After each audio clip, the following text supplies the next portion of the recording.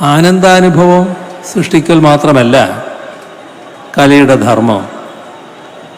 പൊള്ളിക്കുന്ന ജീവിതാനുഭവങ്ങളിലേക്ക് ഞെട്ടിച്ചുണർത്തൽ കൂടിയാവണം കലയുടെ ധർമ്മം.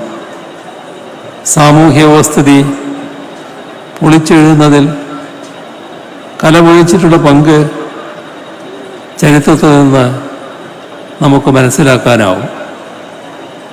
ആദിമകാലം മുതൽ മനുഷ്യർ കലാപ്രവർത്തനത്തിൽ ഏർപ്പെട്ടിട്ടുണ്ട്. അത് മത്സരത്തിനോ സമ്മാനത്തിനോ വേണ്ടിയായിരുന്നില്ല.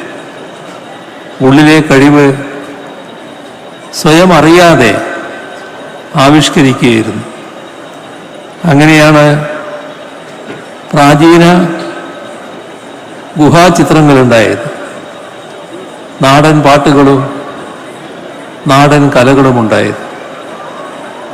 അവതാരകരും പ്രേക്ഷകരുമെന്ന വേർതിരിവ് അന്നുണ്ടായിരുന്നില്ല.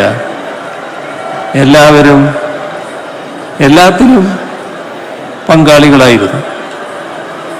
ഒരു കാലത്ത് പല കലകളും ഏതെങ്കിലും ജാതിയുടെയോ മതത്തിൻ്റെയോ ഉള്ളിൽ മാത്രമായി ഒതുങ്ങി നിന്നിരുന്നു.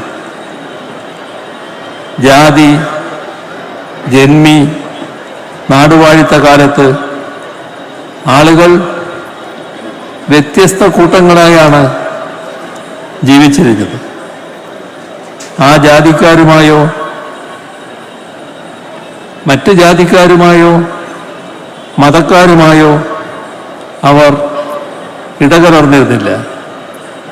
തൊട്ടുകൂടായ്മയും തീണ്ടിക്കൂടായ്മയും അവരെ അകറ്റിയിരുന്നു.